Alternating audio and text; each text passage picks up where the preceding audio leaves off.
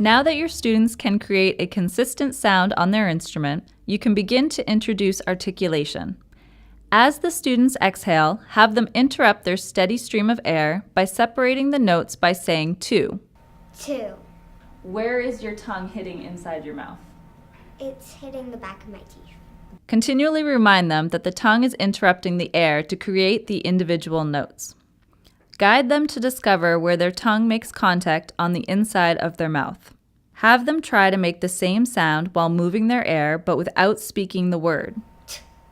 When articulating on the dude, the tongue touches just below the tip of the reed. When articulating on the toot with the first note lip plate, the tongue may make contact with the lip plate. When articulating on the toot with the standard lip plate, the tongue should make contact around where the teeth and the roof of the mouth meet.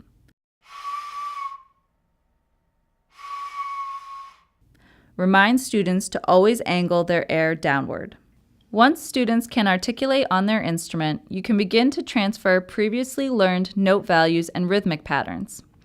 You may use various echo games with or without beat tracks to help reinforce the steady beat while they are doing this. Once students are comfortable, they can start to improvise their own patterns. It is important to consistently return to articulation as students progress throughout WindStars 1. Reinforce this concept by having students practice the two articulation with and without the instruments.